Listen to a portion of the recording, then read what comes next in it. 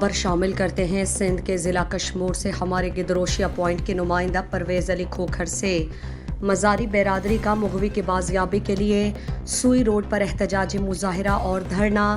مظاہرین نے سوئی روڈ کو ٹریفک کے لیے معطل کر دیا، گاڑیوں کی لمبی قطاریں لگ گئیں۔